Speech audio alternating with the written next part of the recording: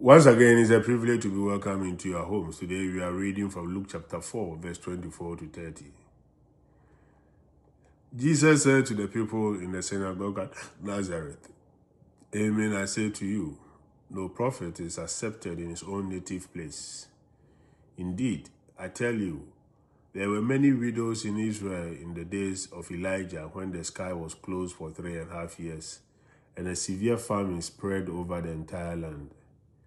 It was to none of these that Elijah was sent, but only to a widow in Zarephath in the land of Sidon.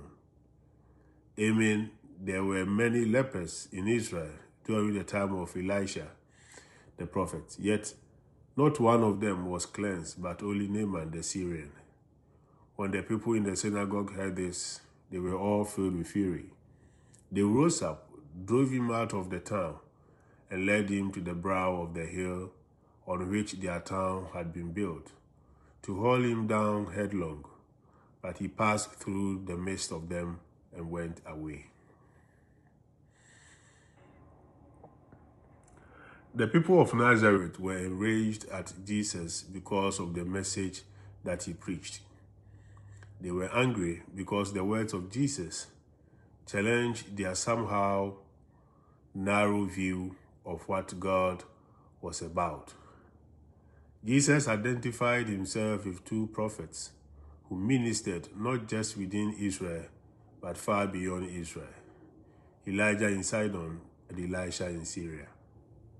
Jesus was revealing a God who was just as concerned about the sick and suffering outside of Israel as the sick and the suffering within Israel. Jesus was showing the people of Nazareth that God's perceptions were much wider than they had realized. They didn't like the image of God being challenged, and that is why they rejected Jesus and would have killed him if they could have. Jesus will always challenge our image of God because he knows God more deeply than we do. The God of Jesus is a big God with a big heart and a wide perception, a generous purpose for our lives. Our vision of God can sometimes be too restricted. We need to keep on being exposed to Jesus' vision of God. That is one of the reasons why we need to keep reading, reflecting upon, and praying the Gospels that have been entrusted to us by the writers. Dear friends, it is above all in the Gospels that we meet the living and the true God, whom Jesus reveals by his words, his deeds, his death, and his resurrection. Shalom. Peace.